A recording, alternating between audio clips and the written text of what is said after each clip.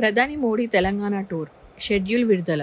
రాబోయే లోక్సభ ఎన్నికలను దృష్టిలో పెట్టుకుని తెలంగాణలో బీజేపీ ప్రభావాన్ని పెంచేందుకు ప్రధాని నరేంద్ర మోడీ రేపటి నుంచి ఎన్నికల ప్రచారాన్ని ప్రారంభించనున్నారు.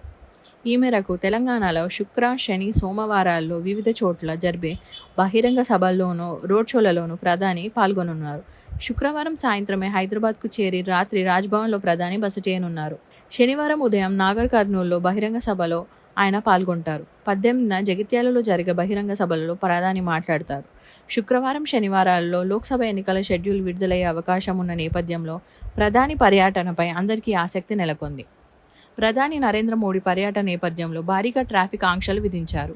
శుక్రవారం సాయంత్రం 4:40 నుంచి 7 గంటల మధ్య Begumpet, PNT junction, Rasoolpura, city plaza, Saint John's rotary, Sangeet cross road, Alugadda Bavi, metro rail గూడ hospital, Mettuguda rotary, Mirjadiguda T junction, Malkajgiri arch, Lalpet, Tarnaka Greenland, Monappa junction, Raj Bhavan, MMTS junction, VV విగ్రహం మార్గంలో ట్రాఫిక్ ఆంక్షలు విధించారు.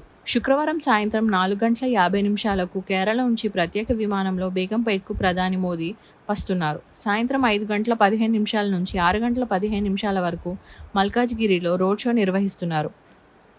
రోడ్డు మార్గాన 6:40 రాజ్ భవన్కు చేరుకుంటున్నారు.